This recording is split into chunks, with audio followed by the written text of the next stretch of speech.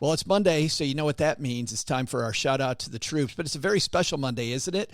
Independence Day. So for all those men and women out there who fought so hard for this independence, let's raise our coffee cups or whatever you happen to be drinking, and let's do a toast on behalf of the men and women here in the basement making the Stacking Benjamin Show and the men and women at Navy Federal Credit Union. Here's to our troops. Let's go stack some Benjamins together on this special holiday, shall we?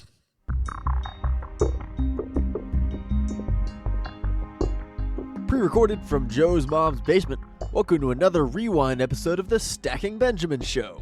Hey everyone, I'm Griffin the intern, but for this 4th of July holiday, I'm taking it way back with a historic name, Fintern. And a happy 4th to you, stackers. You're in luck, because not only can you be the queen or king of the grill today, but you can also tell your friends all about how the American Revolution was funded by our founding fathers. It'll be our secret, although sharing that it came from historian Thomas Schachtman, the author of Founding Fortunes, might also score you some extra points as well. Imagine, between your burgers, brats, and bragging, you'll be the hit of the neighborhood. You're welcome. We could all use a history refresher every once in a while, so Joe and OG are off this week to soak up the heat, humidity, and bugs in Texas. I'll just hit play on this amazing walkthrough history, which originally aired back in 2020. So enjoy the rewind episode, but ignore any giveaways or mentions of current events. Enjoy! Fintern out.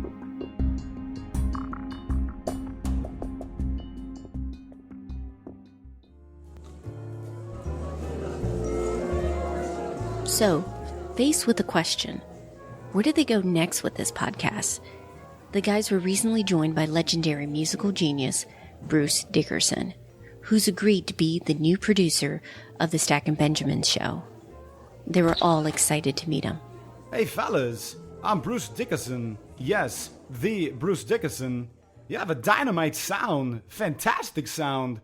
I have only one suggestion. More cowbell.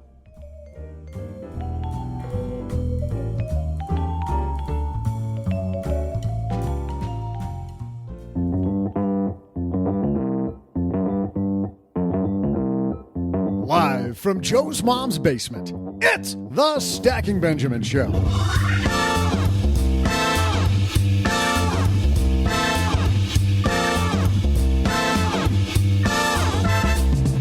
I'm Joe's mom's neighbor, Doug, and let me be the first to welcome you to Community Manager Appreciation Day. We'll be thanking our community manager today, plus we're going to talk about the money behind one big community, this nation. How did the USA get its start?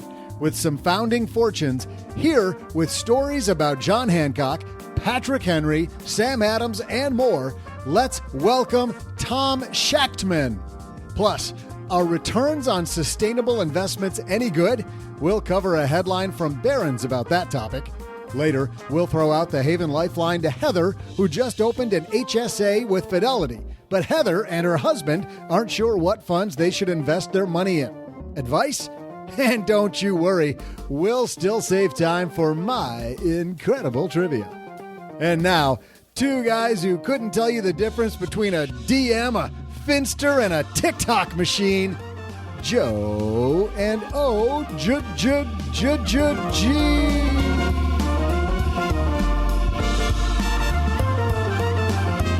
I have a feeling those are all tools our community manager use. I do know what TikTok is. I know what it means to slide into somebody's DMs. No? Don't know that one? I don't know. Is that an off-color reference? No, it's where you direct message somebody on Twitter. Slide this conversation into their DMs. I'm going to slide into your DMs.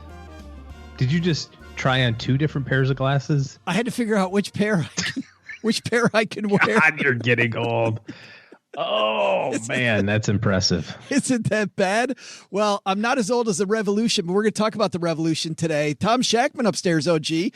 We're going to talk about how much money was at stake for the Founding Fathers. I mean, think about this. The amount of money that they had to put behind the battle for independence, and if it didn't go the way that they wanted, not only their fortunes were on the line, their legacy, their necks, I mean, some pretty drastic stuff. So Tom Schachtman here to talk about that. A little history lesson today on the show.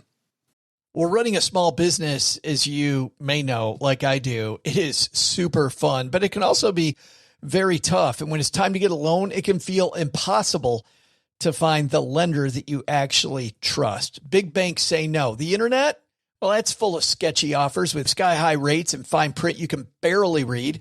Whether you need help covering payroll, managing cash flow, or investing in growth, you deserve better. And that's why I recommend the small business marketplace Fundera, which is powered by NerdWallet. It's a free, easy-to-use platform. It lets you compare real financing offers from trusted lenders, and it's all in one place. And what I like is that you don't need perfect credit to get started. There's no spam. There's no bait and switch. Just personalized options that fit your business needs. Nothing I like better than a place that treats me the way that they would want to be treated.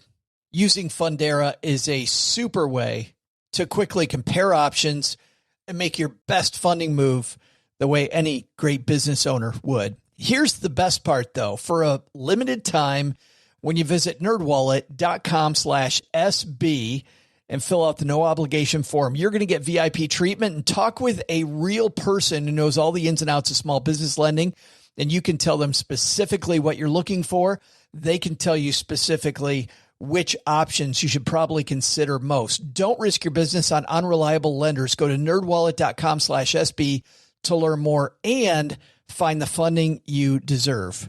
Fundera Inc. NMLS ID number 1240038. Well, there's nothing that relieves stress more when you have had a long day, you are completely fried, and you're thinking to yourself, maybe I'll just go out to dinner. But then you think about all those calories, all that money out of your wallet, and then you realize that you can eat healthy because you found Factor. Factor is ready in 2 minutes. Factor shops, preps, cooks, and delivers straight to your door, so you have more time for everything you love this spring, and you don't have to worry about eating healthy and going outside your budget because you've got the food sitting there in the fridge that you had pre-planned. What is Factor? Well, Factor has meals built around your goals, whether that's weight loss, overall nutrition, more protein, or GLP-1 support for strength and workout recovery. Check out Factor's Muscle Pro collection.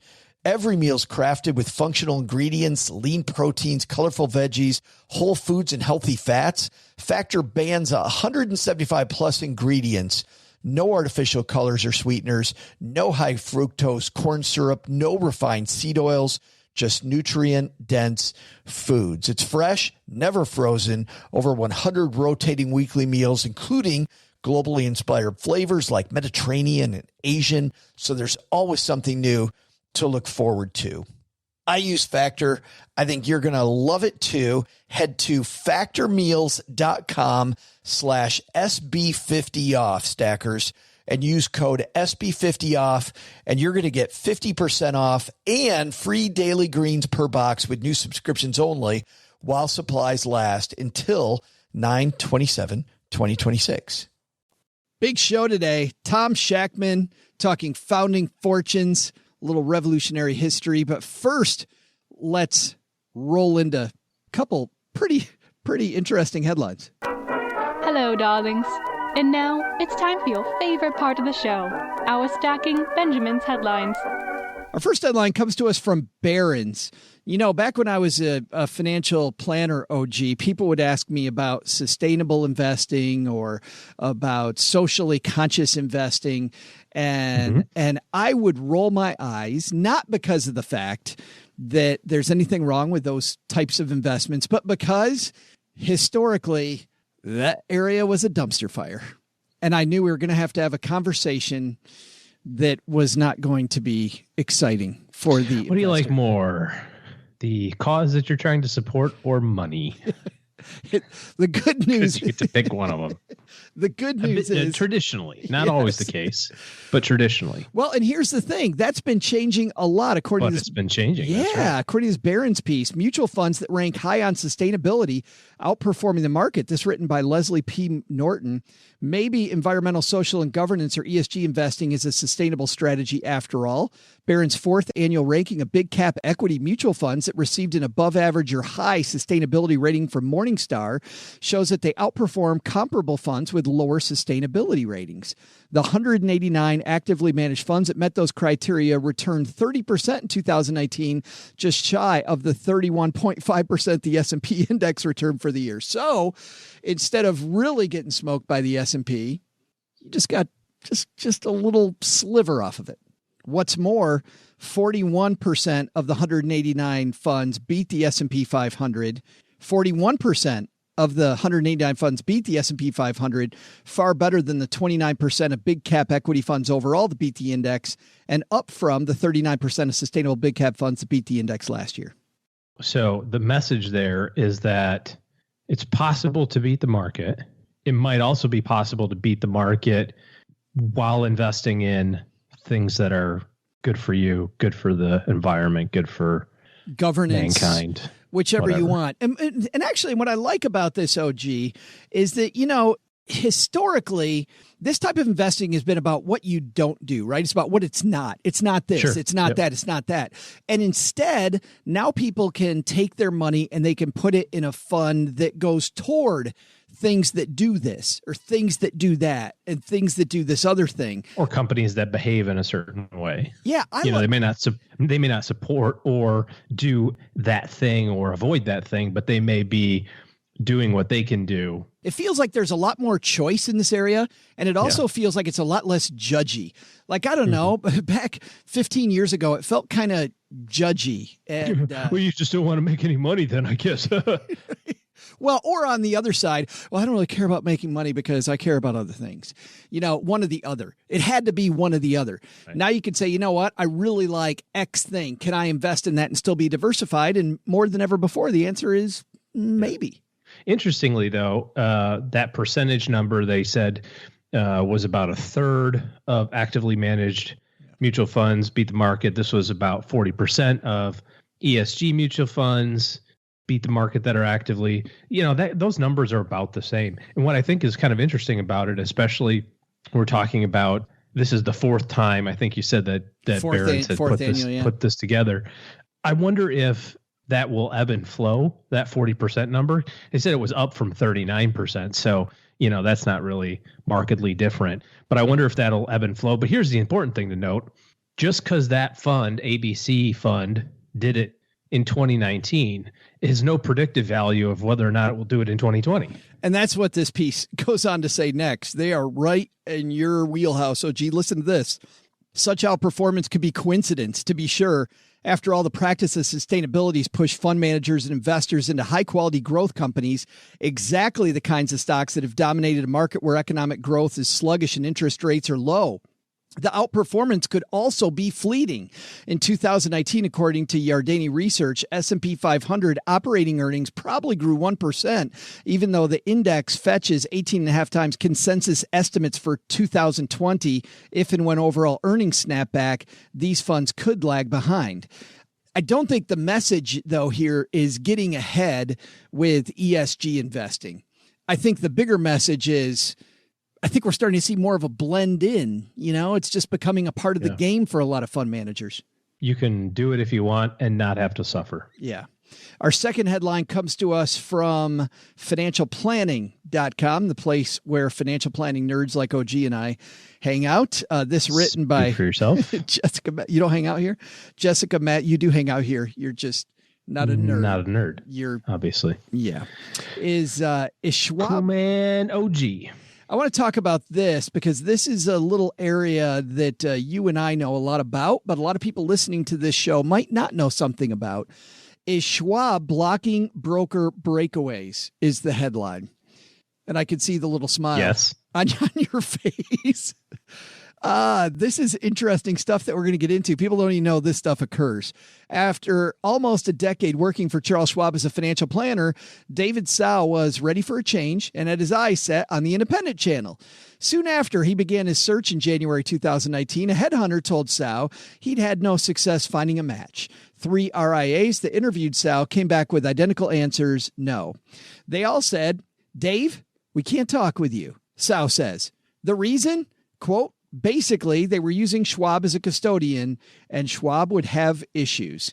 Even as Schwab doubles down on its aggressive advertising campaign that promotes the value of the independent advisory channel, a lawsuit, as well as what one former Schwab executive refers to as an, quote, unwritten policy, highlight the length Schwab is willing to go to keep its own employees from going independent with RIAs that use its custodial division and taking any clients with them. We've seen this happen at brokers all the time, OG. You're working with somebody who is with one of the big major firms, and all of a sudden they tell you, Becky's not here anymore. And you go, well, where did Becky go? I don't have any idea where Becky went. But a lot of the time... Oh, no, they know exactly where Becky went, but they're not going to tell you. But on the other side... You find out that Becky left a company. You might even see advertisements for Becky.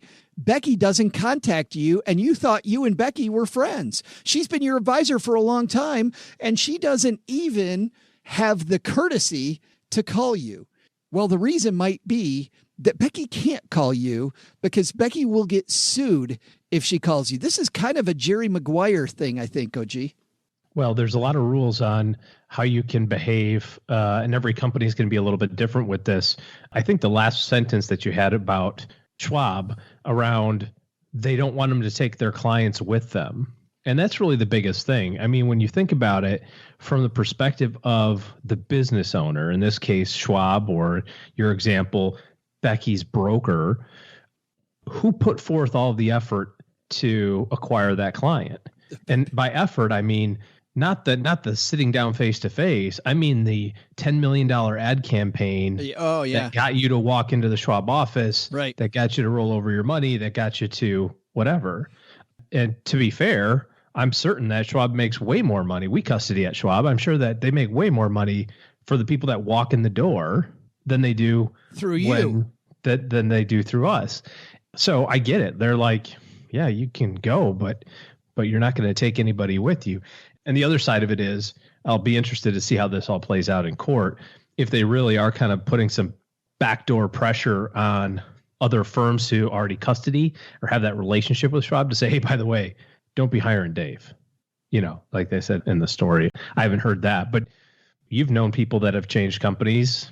I have. I started at American Express like you did. I went to a different firm for a year and a half before we went completely independent. The transition from Ameriprise to the other place was okay. It wasn't terrible, but of course I wasn't like, you know, the number one guy in Detroit or something at the time. You know what I mean? Like they're like probably like good riddance, you know, but they did call my clients. By the way, OG isn't here anymore. And, you know, I've been assigned your account. And for all your buddies, I remember this distinctly. For everybody that was in the office that were like your chummy chum buddies, when they got one of your clients, boy, they were like rabid animals. You know what I mean? No like, longer your friend. No way. Oh, that guy. Oh, you're so happy to get rid of him. Yes. You're going to love me way more than you loved him. In fact, because, you know, and I did call clients. We were able to do that. And I did call them. And now you couldn't solicit them. It was kind of weird. You could say, hey, by the way, I'm over here now. You couldn't say, come with me. Yeah. You could just say, I'm over here. But I remember talking to somebody that was in the office with me. And I said, hey, I heard you talk to, you know, Bill and Judy or whatever their names were. Like, yeah, they're really great clients. They're gonna be great clients. I'm like, well, I'm sure you told them that I'm like down the street, right? And he's like, no, why would I do that? I got a free client out of the deal. Yeah. You know. So, sorry, man. Little cutthroat. I love you and all. Yeah. However. Yeah, not persona non grata after a while, but you got to track down your people. That's why it's important just to be independent. Nobody calls me. And that's the downside, I think, of working with an advisor at one of these big firms. You might get a great relationship with them, get a phenomenal relationship with them, and when they leave that place, who knows what the restrictions are going to be. I mean, I know people that have felt very, very hurt when their advisor left and they thought that their advisor would call them. We went to lunch together. We went to dinner, and they could be very, I can't even tell you that I'm thinking about leaving. Right. They could be very, very much your friend, but the legal ramifications are so tight that people don't have any idea about all this stuff. When they tried to assuage this a little bit some years ago, they had this thing called the broker protocol, where basically everybody signed up for it, all the big ones, Merrill and Morgan and whatever. Oh, we did basically said, what's that? Well, we did a story about this. I remember we did this story, but like 2-3 years ago. Yeah, about about it breaking up. Exactly. Yeah. It used to be that, it was kind of a handshake agreement, right? We won't sue you. If you guys don't sue us, we'll steal guys from Merrill. You can steal guys from Morgan, whatever. And then after a few years of that, it just got so expensive because these companies are throwing huge amounts of money at people to leave. I think I remember where this started. I think it started with Wells Fargo, because Wells Fargo had so much bad juju going on already. And there were so many people leaving that Wells Fargo had to be the first one to leave that whole agreement. If I remember the story we did correctly, I think they were the first one to go, yeah, we're not playing by those rules anymore. Yeah, it might have been. Because they couldn't afford to. I mean, they seriously couldn't afford to. And nobody was coming. Everybody was going, basically. Yeah. Yeah. Remember when we did those quarters, by the way, speaking of Wells Fargo, where they announced like gleefully that they only lost like 100 advisors, whatever the number was. Hey, good news. People only are down to 8% of our workforce. People aren't running to the exit anymore. They're now walking to the exit. It's a leisurely stroll. It is fantastic. Speaking of leisurely stroll, you definitely don't want to take a leisurely stroll when it comes to your taxes, OG. It's tax time again. It's the most wonderful time of the year. Do you have your tax day lights up yet? Mine come up the second week of October. Well, OG, it's that time of year, the time when it's time to worry about your taxes. And I'll tell you what gets rid of a lot of that worry is when you surround yourself with the right partners. Founded in 2001 by a CPA and a team of professional software developers, Free Tax USA is one of the fastest growing tax websites online today. Over 43 million free federal tax returns have been filed with the IRS. The free service has 175,000 five-star reviews. First of all, your maximum refunds guaranteed at Free Tax USA.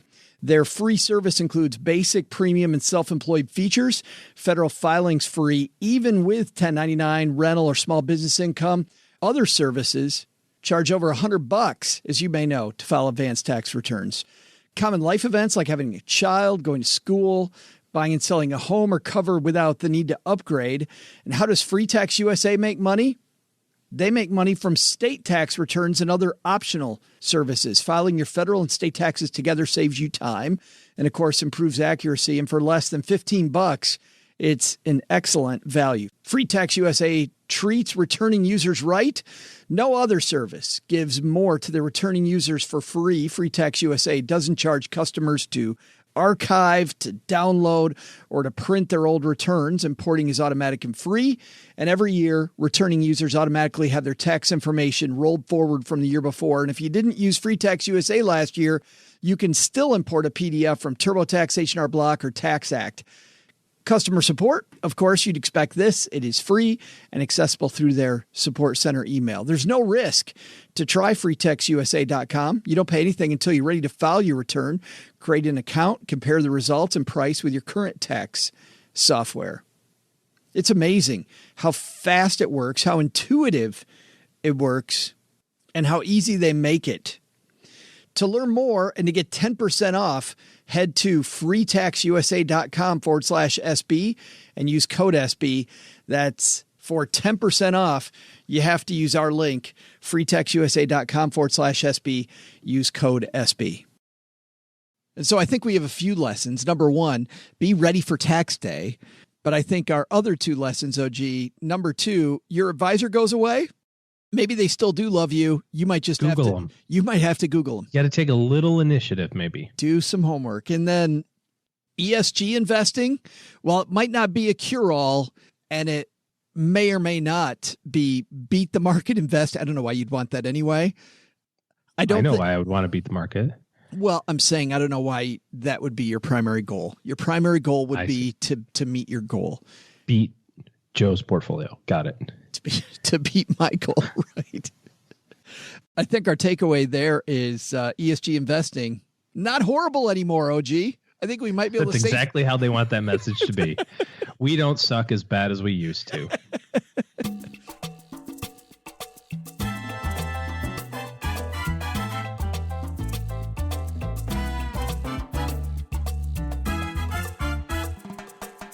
Tom Schachtman is the author of a brand new book out called Founding Fortunes. I love this stuff. He has written 3 books about the Revolutionary era. He's written over 30 books. He's also done documentaries. This guy's done everything.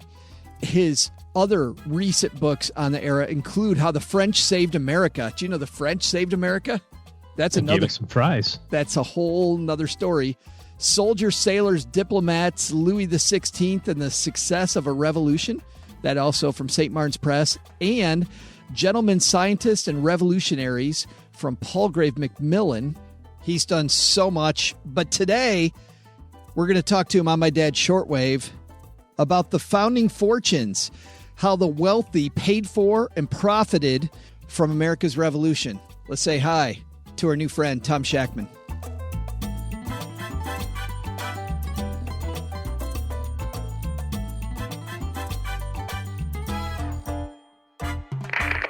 And on My Dad's Shortwave, it's our new friend, Tom Schachtman. Tom, how are you? Fine, thanks. Well, I'm so glad you could be here with us. Before we get into this, there are 2 acts, I think, that are going to be fundamental to our entire discussion. And those are the Stamp Act and the Townsend Act. And before we get into this, obviously isn't where you start with the book, but I think we need to start here so people know what the heck we're talking about. Tell me what the Stamp Act was and what it did. Oh, well, the Stamp Act was passed by the British Parliament in 1765 to try to make America pay retroactively for the French and Indian War, which had ended in 1763. And actually, the Americans had paid almost everything they owed at that point. They were paying it sort of twice as fast as the British thought they were going to. So some bright guy in Parliament said, well, if they're that able to pay, why don't we charge them more? And then we'll just make them put stamps on it so it won't look like we're taxing them. It'll look like them taxing themselves. Well, we caught on pretty quickly, and most of the stamps never even got to this country. They didn't quite suffer the fate of the tea, or that some years later get dumped into the ocean, but pretty close enough. And so they sent the stamps back, the stamp-making things, and we actually got Parliament to rescind the Stamp Acts. And they said, well, that's very good. So next time, let's see if we can figure out a way to tax them where they don't even think they're being taxed. So we'll do such things under a rubric called the Townsend Acts, and they were proposed in 1767. And there were a whole slew of different things, sort of like cutting off your toenails so that you won't know that you're losing your toes, and there was many different things. And the Americans responded this time by forming the first consumer boycott. They had what they call the non-importation councils, where if you were buying something from Great Britain, it really had to be something very basic and very necessary, or else they'd confiscate it from you. Thomas Jefferson was so afraid of them that he had imported 14 sash windows from Monticello, and he had to give them up, when they came in. He said, oh, I'm so sorry, I ordered these. You also wrote, Tom, that he had a carriage that was delivered, and he had to defend the carriage too, right? Right. Yeah, and Hancock was sort of on the council there, so he was pretty embarrassed. Well, he said, I'm not meaning to resell the carriage, I'm just going to use it for me, so it's really not a problem for you all, is it? And they said, well, no, but don't use the carriage.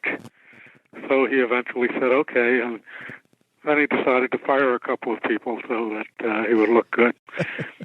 I wanted to begin, now that we know what those acts are, the way that you begin the book, with John Hancock. And John Hancock owns a ship. And John Hancock is a really, really wealthy dude. But it sounds like, Tom, he was a smuggler, and he tried very hard to make sure that the British weren't onto exactly what was on his ships. Yes, all of those things are true. I mean, most people, if they were going to make money there, they had to get around the rules a little bit. But I think we need to go back even further and just say, look, the only way you could really make lots of money in America at that time was by dealing directly with the Brits, because everything else was forbidden. And so Hancock, who took over from his uncle, had a business that relied almost entirely on importing things. And then they started slapping taxes on it. And when you do that, every importer knows you can't really pass the whole thing along to your retail customer. You have to eat some of it, or else the prices will just go up very quickly, and then people will just stop buying. That's why people became smugglers, because some of these taxes seem pretty stupid anyhow to them. For example, if you want to buy Madeira from Madeira Island, which are Portuguese, it has to have a tax on it. You have to send it to London, have the tax put on it, and then send it to America. That sounds pretty stupid, and it also raises prices. So people like Hancock would try to get around this sort of thing, and that's how he became a smuggler. When he had people board his boat, he would really rough these guys up, Tom. In fact, I was surprised at the beginning of the book to hear how much he roughed them up. One guy, I think, imprisoned him on the boat. He also made him not tell that as they were secretly taking things off the boat. I was surprised that he got away with that for as long as he did. Well, it's a few hundred years ago. We had more mafia than we have now. I mean, it's really, people with power had all sorts of power. And Hancock was trying to defend himself. And there may be 1,000 people who worked with him. And this little municipal official was just trying to put the squeeze on him, too.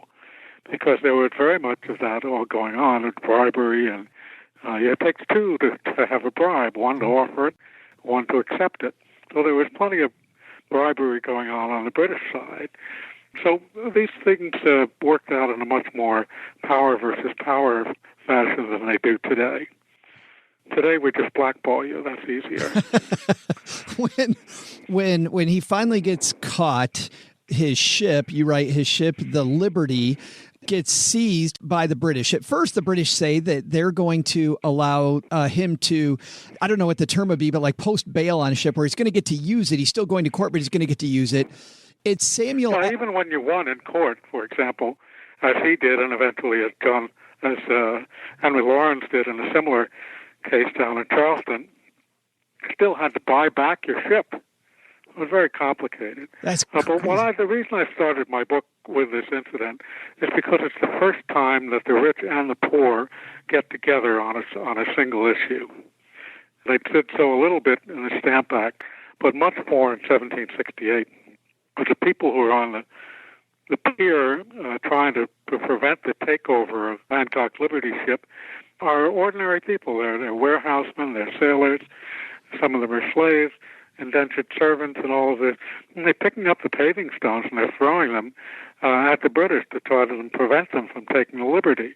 These are clearly lower class people, but they're defending the property of probably the wealthiest guy in town. And they're doing so because he had shown himself to be on their side. Revolutions really take place. They start among the lower classes, but they don't really take off until you have some top-tier people involved. That could be top-tier intellectually, but it also can generally mean top-tier in terms of wealth. You have to have the wealthy behind you, or else it looks like a rich versus the poor type of thing, and that's a different kind of revolution.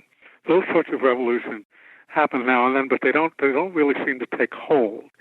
And the glory of the American Revolution is that the rich and the poor combine together to make this revolution. And I started the book with this incident because that, I believe, is the moment when that begins to happen.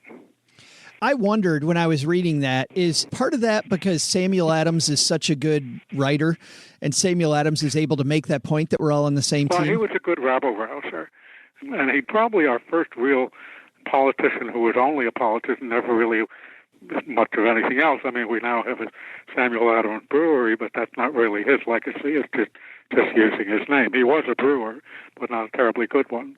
And he was also a tax collector at a time, so he sort of knew both sides of the problem. He and Hancock were an interesting team together. Weren't quite a Mr. Inside and Mr. Outside, but they was on both sides of the wealth fence, that was for sure. And most of the merchants in Boston were Tories.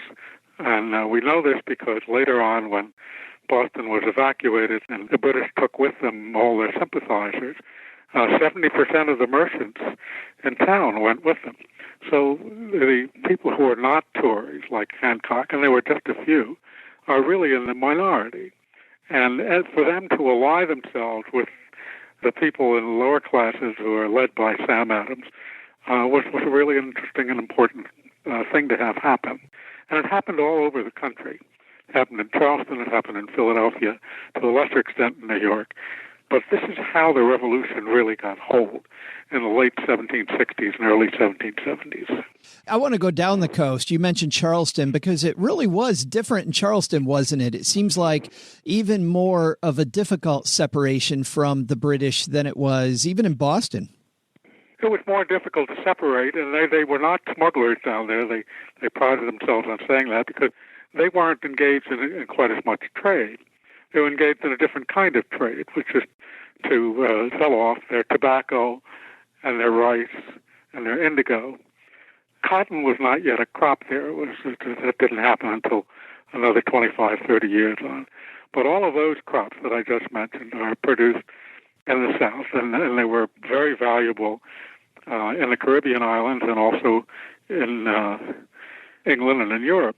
You would send your tobacco, you had to send it to England, then they would triple the price and sell it to France. And this was very important for the British because they got a lot of money out of it. The American farmers didn't get so much in proportion, but there were enough of them so that they produced some wealth there. And Charleston was actually a wealthier city than Boston at that time. I want to move forward just a little bit to, quite a ways actually, to the war, because one thing I'd never thought about, Tom, before I read your book was the financing of the war. And you mentioned a few guys in Washington's army who not only were instrumental because of their ability to get goods, but we also really needed their credit. That surprised me, how much the battle depended on individual people's credit.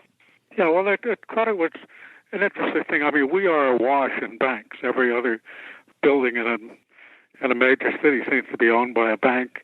You know, you have a bank on every corner, you have a bank in your phone, all of that stuff. And we don't even know how we would get along without banks and credit cards and that kind of stuff.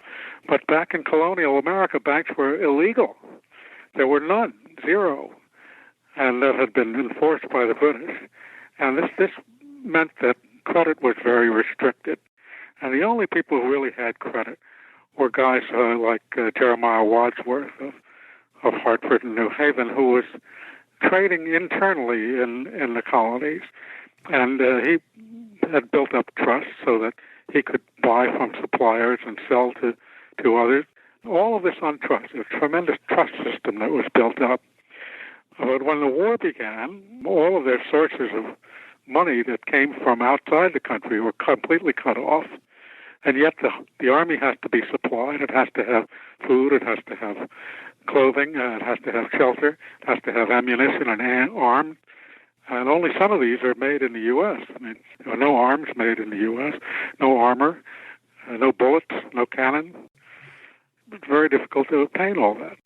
And the supplies as well. You know, it wasn't somebody who'd say, you can go down to Walmart and get yourself a couple of gross of camouflage uniforms. It's not going to happen that way.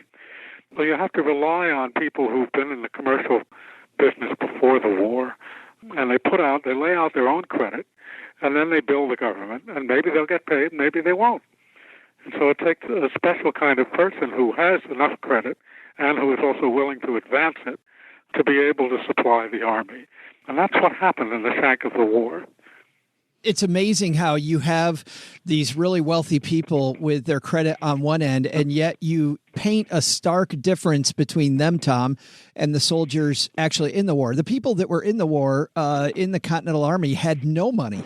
Yeah, I mean, well, one of the things that hampers us in understanding how the war went is that we really have no view from the trenches because a lot of the people were illiterate, or if they wrote something down, it was only in letters that later became scattered around and disappeared because they didn't have the name George Washington on them.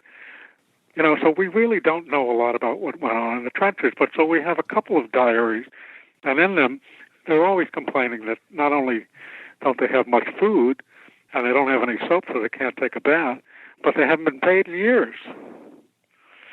And one guy from Connecticut says when they get starting on the march down to Yorktown, they almost rebelled when they got to Philadelphia, and that's why they were paid, and they were paid actually in French coins, because that was real hard money. So the armies were mostly serving without pay. Wow. And that's why there were so many desertions.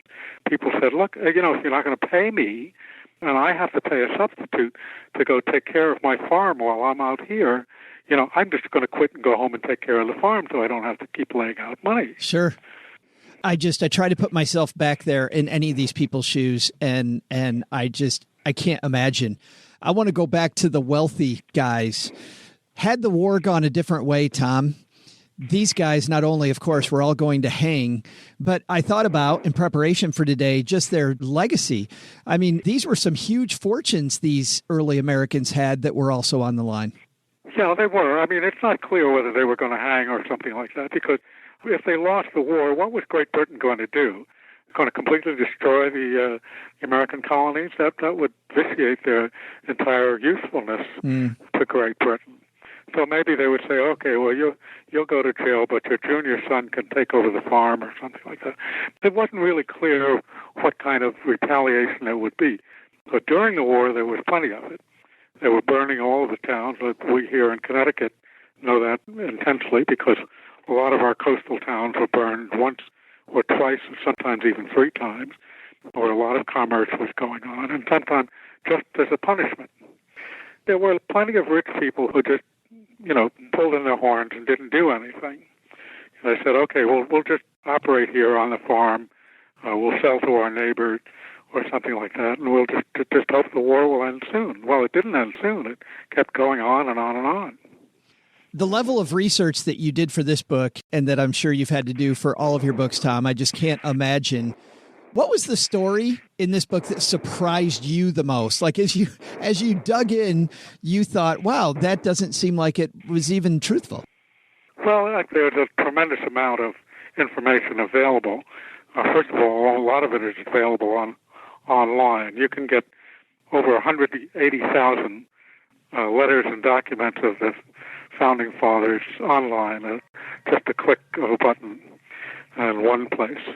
All the letters of Washington, Hamilton, Adams, Jefferson, Madison, and Franklin are all in one place.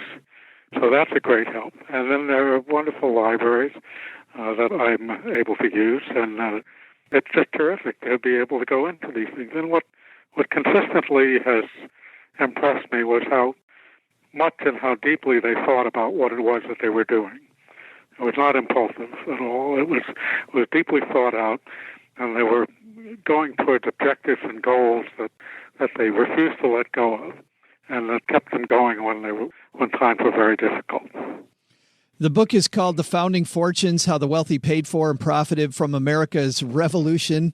Tom, it's just a fantastic read. I loved it. Delighted to hear that. Well, where can we get it, Tom? Everywhere? Yes, it's in most big bookstores and certainly Amazon, and it's also available, by the way, in ebook and also in an audiobook. It's the first time for me that I've had all 3 things published at the same time.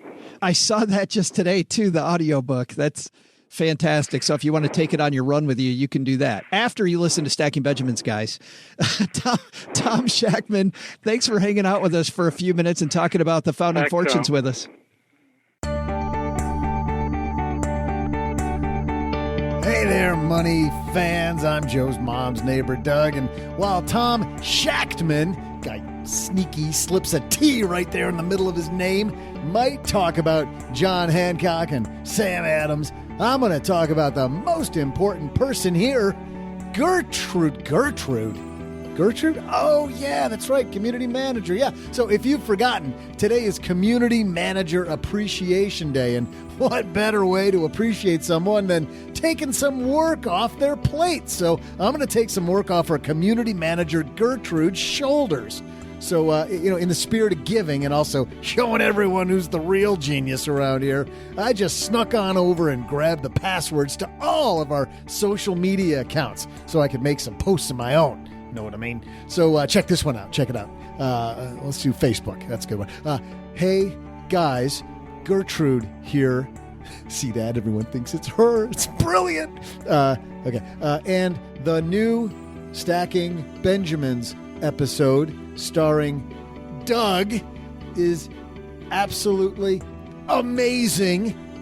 Also, Joe and OG, they talk a little bit. Gertrude, out. It sounds just like her. I'll tell you how that goes later, but I know what you really want, some of my trivia. So I'll just cover that too. How about this for a social media-inspired question? Which country's users waste the most time scrolling social media? I'll be back with your answer right after I snap a few Instagram shots of me and the cat.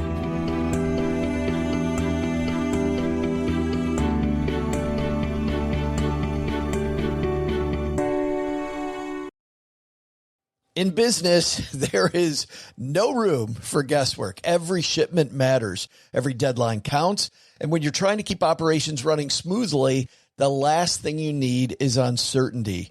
That's why reliability is at the core of USPS Ground Advantage. From the moment your package is first scanned in, it moves through a secure nationwide network, aiding in a timely and accurate delivery. You get near real-time tracking so you can keep up with your shipments. And with affordable upfront pricing, there are no hidden fees or surprise surcharges to throw off your cost sheets. It all adds up to predictable deliveries you can depend on, because knowing your logistics are handled lets you focus on everything else, your customers, your team, and the future you're building. Visit USPS.com/Ground Advantage to start shipping with confidence. USPS Ground Advantage. We mean business. I had a breakfast mentoring meeting yesterday with a young woman who was just amazing. She is graduating from college with a degree in wealth management, and she reached out hoping for some pointers. And listen, if somebody's in Texarkana and wants to go into this beautiful field of personal finance and helping people get their money together, that is incredible. But even more incredible is how she reached out, how she was trying to network. And I was having a discussion that finding the right person and avoiding the wrong person for a role, that's what can make or break an organization.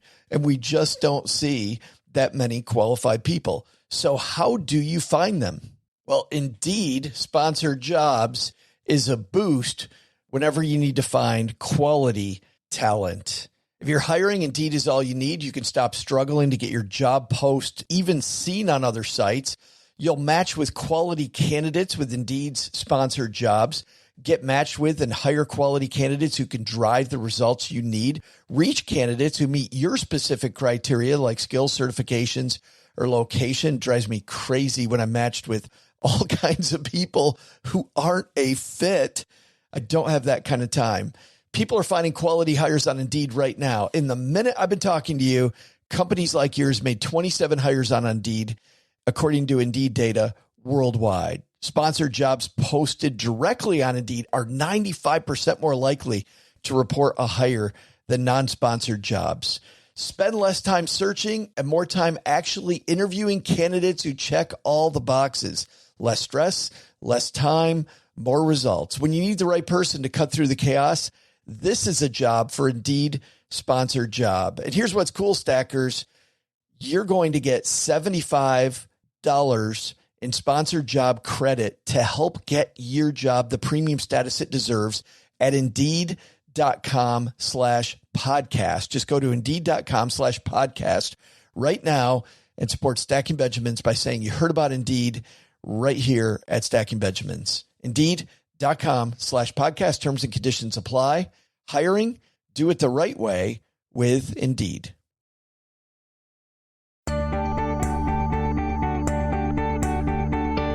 Welcome back, social media lovers. I'm Joe's mom's neighbor, Doug, and here's the thrilling conclusion to today's trivia question and my quest to help out our overworked social media manager, Gertrude. Okay, I don't know what happened, but it looks like today's post about the show accidentally got deleted or something, probably something very a technical algorithmic function that went sideways, or I probably just clicked the wrong button. But, it's one of those two things. But I'll just do it again. Take two.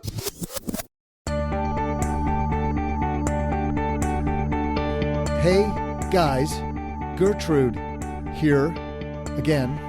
Anyone else love Doug's trivia? If so, you gotta check out today's Stacking Benjamins episode. Gertrude, out.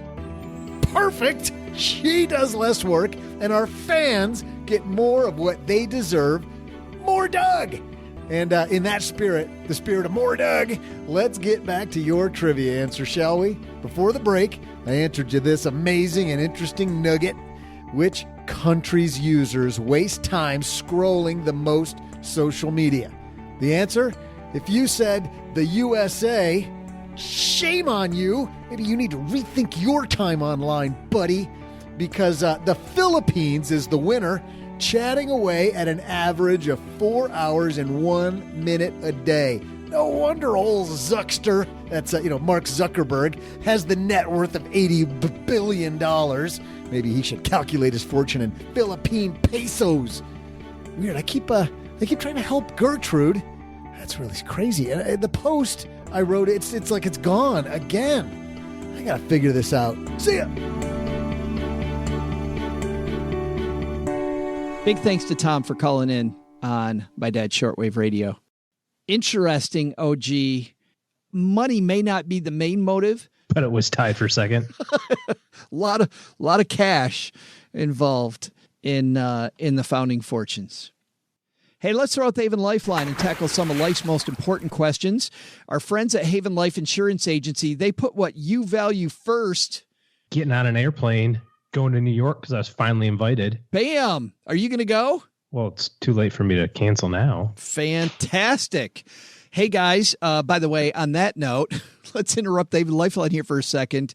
We're coming to New York City. New York City. Tomorrow. So if you are in and around Manhattan, come and meet up with us. Details on our Facebook page, details in the Stacker newsletter, stackingbenjamins.com/stacker to get that. Hopefully we see a bunch of you there. OG and our friend Bobby Rebell and I are going to talk a little bit about the behind the scenes of the show for a little bit. And I'm bringing some books from recent authors to give away and do one of Doug's trivia questions. And then we'll say hi to as many people as we can and hang out with like-minded money nerds. Should be a great time tomorrow night at the Financial Gym. But our friends at Haven Life Insurance Agency, they put that first, spending more time at the Financial Gym hanging out with like-minded people, OG, instead of filling out life insurance applications. That's why they made buying quality term life insurance actually simple. Head to stackingbenjamins.com/Haven Life now for a free quote. Application is simple, online. You get an instant coverage decision. Prices are affordable. All policies, of course, issued by their parent company, Mass Mutual, more than 160 years old. And today, we're throwing out the lifeline to Heather. Say hi, Heather. Hi, Joe and OG. This is Heather from Massachusetts. And my husband and I just opened an HSA with Fidelity, and now we don't know what to invest it in. We have the savings for the deductible, so we would like to leave it in the HSA for about 10 years or so. We'd like it to grow, but we don't know what mutual funds or stocks or bonds or whatever to invest it in. Could you please help us out? Thanks. Hey, thanks for the call, Heather. You know, this is interesting, OG. A lot of people, let's get even a little bit more basic. A lot of people don't even know that you can invest your HSA, which is the really exciting part of this. And it all depends on where the HSA is. I think the other thing that's important to note here is with your HSA account, it's not required to be at the same place that your employer sets it up at or anything like that. So if you have a crappy one that charges a whole bunch of money, because there's still kind of the wild, wild west out there. There's a lot of fees and that sort of thing built into these. You can just pick it up and move it. It's not like your 401k where you have to use that product or that program. So what makes a HSA beautiful is when they first started, we were using them as kind of on demand. Like I've got $1,000 of medical expenses this year. I put $1,000 in my HSA. I can take that money out. Basically, I'm going to pay my out-of-pocket costs with pre-tax money. Ergo, I'm saving myself 20 or 30% taxes, which is a cool way to do it. Just like you can prepay or you can pay dependent care expenses through your payroll deduction and that sort of stuff. Very similar type program. But then people figured out really quickly that, wait a second, I can hang on to this money. And then companies started offering the ability to invest it into all manner of different things. You start doing the math and saying, well, if I'm 30 and I'm putting in my HSA contribution every year, 4 or 7,000, if I'm single or married filing joint, that's just like another Roth IRA. Like that money gets to be invested over 30 years of my life. And then I'll use it. And the nice thing, at least right now anyway, with an HSA is there's no time restriction on when you can claim those medical expenses. So it makes it kind of enticing then is you're 35, you've got a medical expenses this year of $1,000. You can reimburse that to yourself in 35 years from now when you're 70 years old. That's the amazing part. That is absolutely fantastic. You got to keep track of it. Sure. But, with tools and stuff like that these days, you should be able to do that pretty easily. So, and if you do that, by the way, and you don't take extraordinary risk, meaning you don't treat this like it's a casino, there is a fantastic probability, just based on what markets have done historically, that you're going to pay these bills with the interest, the money that these funds make. Pennies on the dollar. You're not going to use the money you put in to pay it. It's going to be the money this money makes will pay your bills. Yeah. That's pretty exciting. Yeah. And it goes forever. So that's the really cool part. So what we usually tell people to do is primarily, again, think about this from the perspective of what the vehicle is for. Primarily, the vehicle is to allow you to pay for out-of-pocket healthcare costs with pre-tax dollars. You have to pair this with a high deductible healthcare plan also, right? So you can't just go out and get an HSA. You have to make sure that your plan allows you to have an HSA. Your healthcare plan allows you to have an HSA. So assuming that it does, and now you have an HSA, and now you put money into it, payroll deductions, or you just lump sum it for the year, however you want to do it, all that's well and good. The primary function of this, remember, is to pay for out-of-pocket healthcare costs. So if you have a high deductible this year, or you have a high deductible year, you have some major accident or major illness, and you're out of pocket of $10,000, $12,000, $15,000. Some of these plans have those high deductibles. You got to come up with that money. That's what this is for. So we always tell people the best thing to do is to make sure you've got enough money in your HSA, or as Heather said, hey, we've got enough money in cash to pay the out-of-pocket deductible, and treat it the way that it's supposed to be treated. So first contribution, second contribution years are probably all going to go to cash to allow you to take care of business if, God forbid, you actually need to use this darn thing for the use that it's for, which is to pay healthcare expenses. After that, you can start investing it. Where should you invest it? Any manner of places. You're at Fidelity. Fidelity has tons of low-cost products available. Why not just pick a combination of U.S. big company stocks, U.S. small company stocks, and some international? You don't have to get too fancy with it. You could probably do this in 2 or 3 positions. What the right allocation is entirely up to you, but it might model or might look a lot like how the world is divided up in terms of gross domestic output. You could kind of look that up and say, well, what would be the percentages if you're going to do it? But it doesn't have to be super fancy. You could put all of this year's contribution in a U.S. large company fund, and all of next year's contribution in an international fund, and all of the year's contribution after that in a U.S. small company fund, however you want to do it. The important thing is to make sure you're aware of what the transaction costs are going to be. Not all HSA companies are created equally.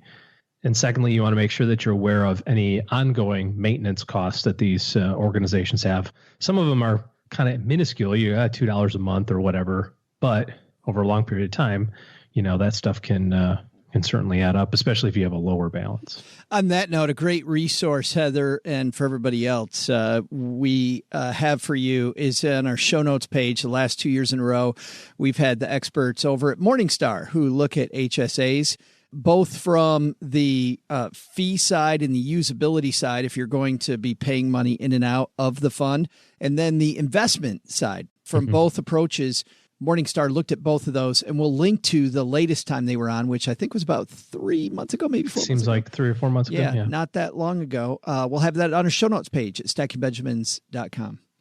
That's going to do it for today. Big thanks again to everybody for hanging out with us today. Including me. Big thanks to me. Big thanks to OG. We know that OG's time is valuable, and the fact that we get him here in the basement at all is amazing. Quite amazing. Yep. Yes.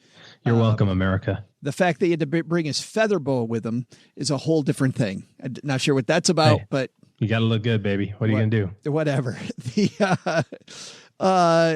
Big thanks to everybody who's also left us reviews of this show. This one is the one Mom's bragging about today and has on the refrigerator. 5 stars from Peter Griffin III. Nice. This show is freaking amazing. That's all. Shaboobie. There it is. Show's freaking amazing. Can almost hear it. Big thanks for that, Peter. Great job. If you'd like to shout out to the world your love of Stacky Benjamins, maybe Mom will shout it out to the Bridge Club as well. And lastly, OG and his team are taking clients. So if you'd like to know more about how they could be in your corner working for you, head to stackybenjamins.com/OG, just the letters OG, and you'll get there. All right. That's going to do it for today. Doug, you got it from your man. What should we have learned today? So, what should we learn today? First, take a lesson from Thomas Schachtman. Money, there's nearly always a financial bent, even in a revolution. Second, take a lesson from our headlines. ESG investing? If it's what you want to do, don't worry about returns being lower. Start with your goals, and if you wish to have an ESG fund, use it. But the big lesson? Hey, everybody, this is Doug, and I'm a complete doofus, and Gertrude is amazingly smart and on to... What? Wait, I didn't write this. All right, look, I was only trying to help, Gertrude. Happy Community Managers Day? That makes it better, right? Special thanks to Tom Schachtman for joining us today. You'll find Founding Fortunes wherever books are sold.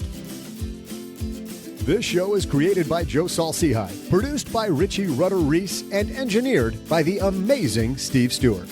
Online, visit us on Twitter at SBenjaminsCast or on our Facebook page. I'm Joe's mom's neighbor, Doug, and I really thought doing these credits completely naked would have been a lot more fun than it actually was. SB Podcasts may receive payment on the show from sponsors and guests in the form of books, giveaway items, discounts, or other remunerations. That's a big word. There's no way you take advice from these dorks, but like Joe's mom always says, don't take advice from people you don't know. This show is for entertainment purposes only, and before making any financial decisions, consult with a real financial advisor. Thanks also to the Sizzler for helping me help Gertrude celebrate Community Manager Day. While Mike, the manager, said I still have to pay, he said he'll chip in and let us sit closer to the buffet. Thanks, Mike!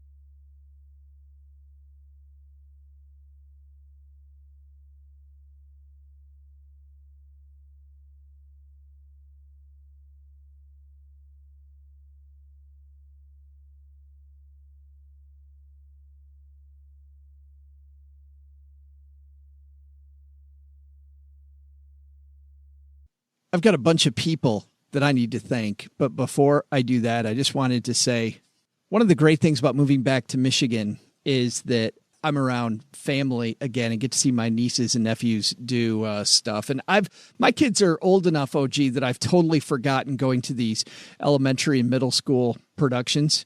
And my niece got to play the part. It's amazing, isn't it? Got to play the part of a genie as a 7th grader in Aladdin. And there must have been 200 kids in this thing, and big production numbers. She did a fantastic job, but it was hilarious. Just the kids, some of the kids that want to watch the show while they're in the show. You okay? I'm listening. I'm stretching. some of the kids that are watching the show. Got some tight hammies.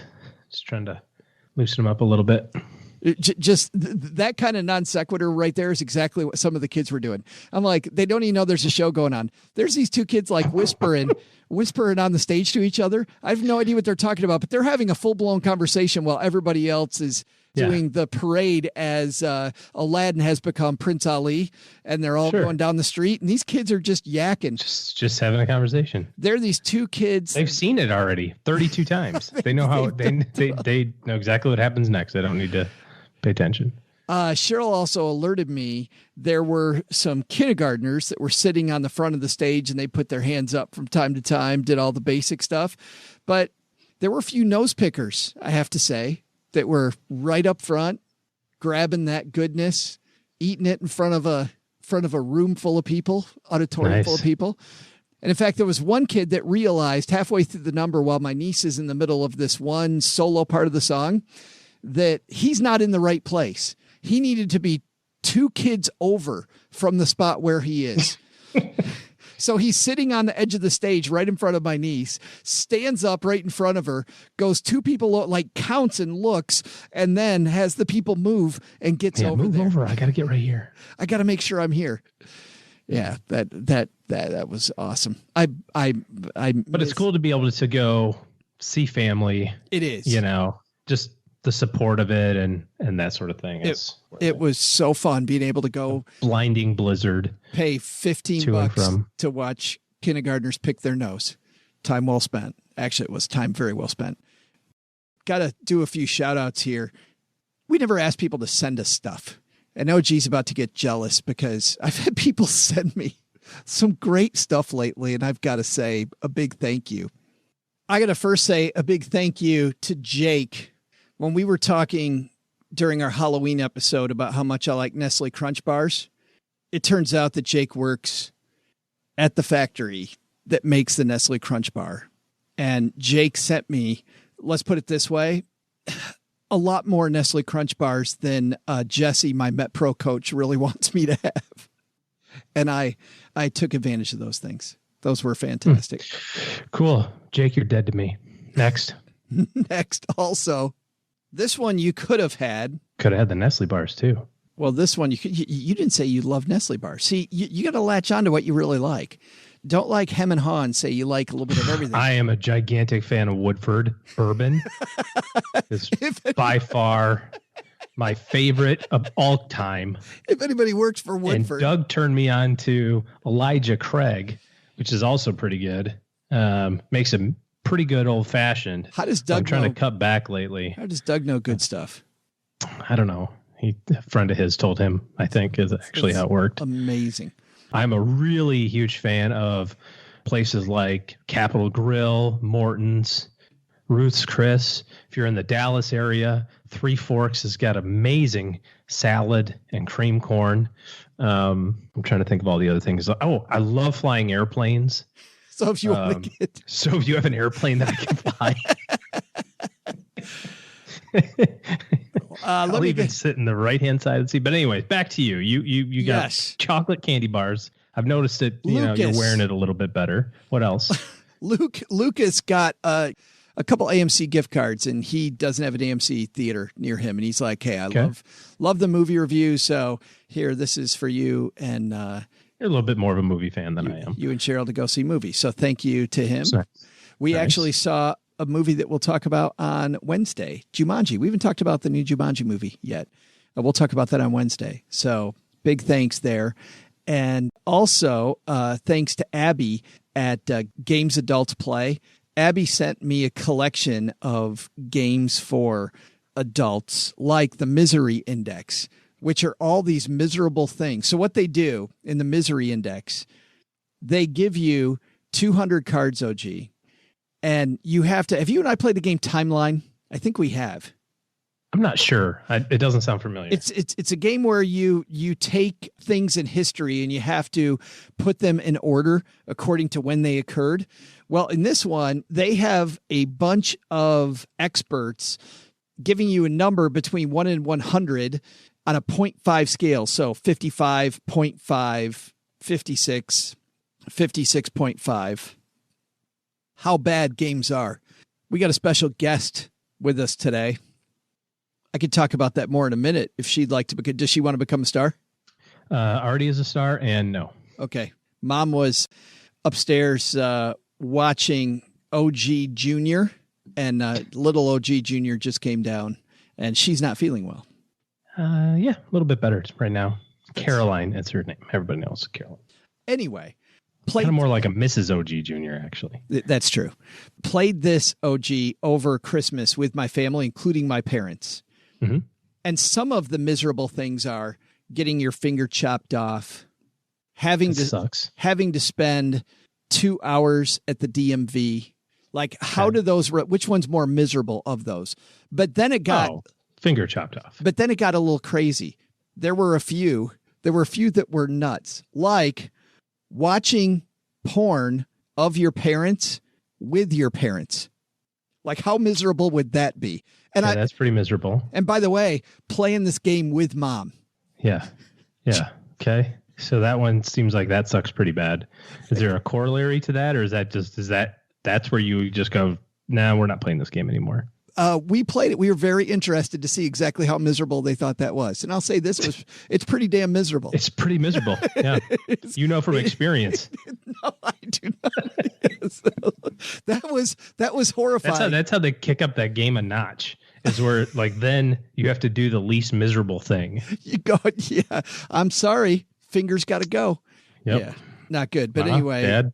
Games adults play. That was one of them. Friend or Foe is another game that's like Truth or Dare. And it starts off really easy and it gets just ugly. And that one, OG, we got to the 5th round with family. And I'm like, yeah, we're not talking about these. I'm like, yep, not that game would be cool, but not with you guys. Not gonna do that. But some hilarious game. So anyway, big thanks to all those guys for doing that. We don't ask anybody to do any of this stuff, and please don't think I'm asking. Don't think that even us to send bourbon and airplanes. Boy, that sounds great. And airplanes, bourbon and airplanes. And but just think of it. If there was one person, there's just one person who's like, well, I got an airplane just sitting around. I don't mind. I just want to make this clear. Just by talking about it doesn't mean we're asking you to do it. No, not at all. I just need to say a very public thank you because a lot of people have done nice stuff for us. So thank you so much. The biggest nice thing you can do is keep listening. Amen, brother.